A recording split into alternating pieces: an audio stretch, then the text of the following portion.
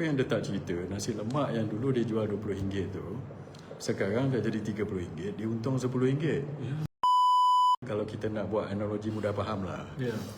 Saya selalu cerita macam kita jual nasi lemak.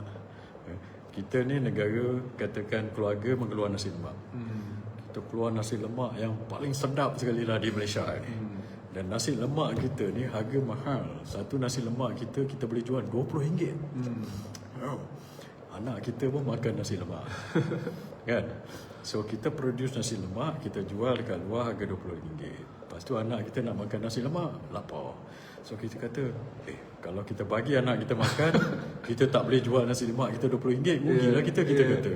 So kita pun belilah nasi lemak orang sebelah. Nasi lemak orang sebelah harga dia RM5. RM5. So kita beli harga RM5, bagi anak kita makan. RM5 nasi lemak. So yang nasi lemak kita ada RM20 tu, beza harga RM15. Contoh. Okey. Sekali tiba-tiba nasi lemak di pasaran ni melambung naik. Daripada RM20 jadi RM30. Lepas itu orang sebelah kita pun naikkan harga minyak. Daripada RM5, katakanlah dia double jadi RM10. So kita pun kena bayar RM5 lebih tu. Kita ceritalah kat anak kita. Mahal ni. Awak makan nasi lemak ni kan dulu RM5, sekarang jadi RM10. Kan ayah kena subsidize awak RM5 ni. Kan berapa subsidi yang ayah kena bayar RM5? Itu dia cerita nasi lemak yang anak dia makan tu. Lepas tu dia tak nak bayar RM5 ni. Potong duit sekolah. Dulu duit sekolah dapat RM10, sekarang potong jadi RM5 ke duit sekolah. Sebab apa? Dia kata dia kena beli nasi lemak sebelah tu dulu RM5 jadi RM10.